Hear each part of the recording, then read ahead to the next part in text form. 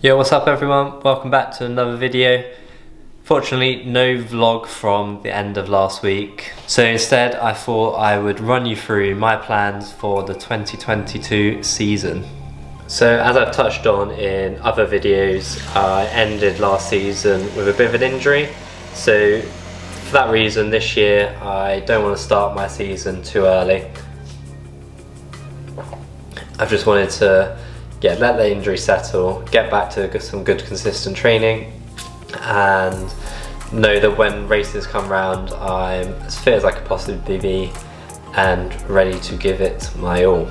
So that being said, I probably won't do my first 70.3 till 7th of May, where I'll race Ironman 70.3 Mallorca. I probably do a few smaller races beforehand, such as some running events or potentially even a duathlon. So that in mind, I'm eyeing up potentially doing the British standard distance duathlon at Alton Park in some point in March. Just because I find that I kind of race better after I've done a few events. So if I can get one or two races in before kind of the main 70.3s of the year, it'll kind of get some of that rustiness out of the way. And then in terms of half marathons, I was entered into Bath Half, but I just had an email the other day to say that has been postponed.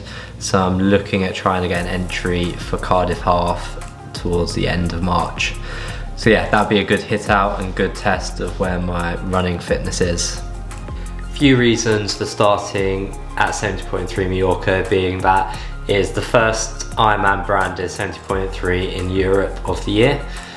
It's a course I know reasonably well as I've been to Mallorca a few times. I've ridden part of the bike course a number of times, so I know it pretty well. And yeah, it gives me a good amount of time to get a good amount of training in beforehand. It's also on the same date as the Ironman World Championships in St George, so it kind of eliminates some of the top professional athletes to kind of do both 70.3 and full distance, but you're still probably likely to get some really good 70.3 specialist athletes racing. I guess before we move on to the next race, I should probably give you some sort of indication of the goals / achievements I'd like to work towards or achieve this year. One of those being picking up a 70.3 world slot, and the other being trying to work towards the top 100 on the PTO ranking system.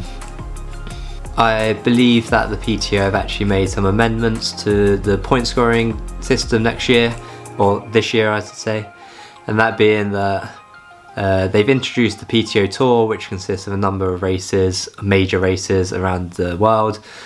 The first two this year being in Dallas and Edmonton. And at those races, I think it may include the Collins Cup as well. So at those races, you get an additional 5% bonus on the points you score at those races. And they've also included a 10% bonus on your best full distance race of the year.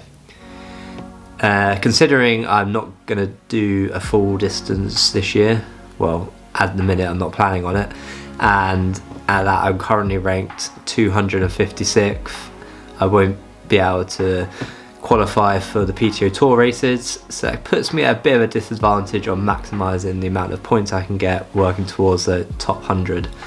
But I guess I can only focus on what I can control, and that's turning up at the races I do, giving my best to try and maximise the points I secure.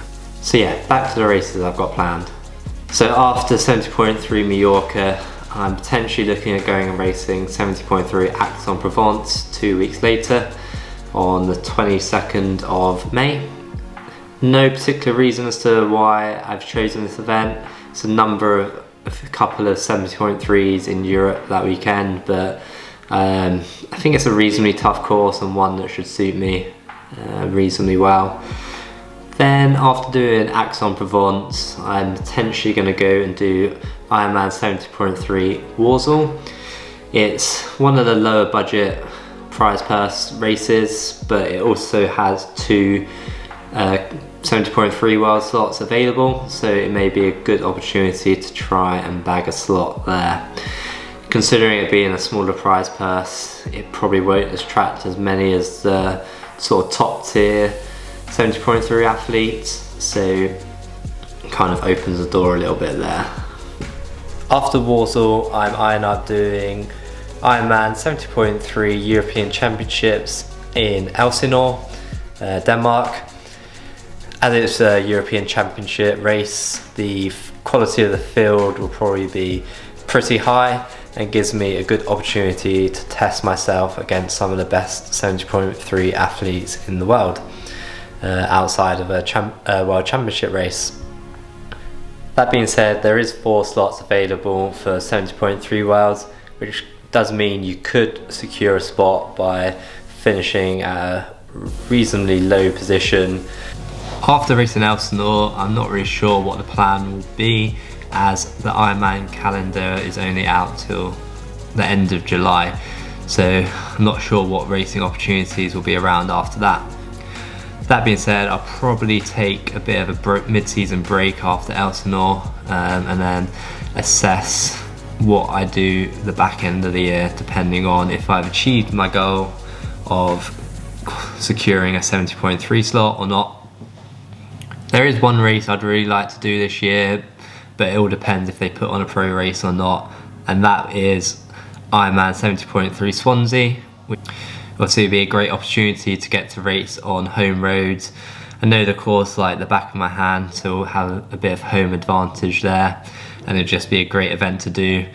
But yeah, as I say, it all depends on if Ironman decides to put a pro event on there or not.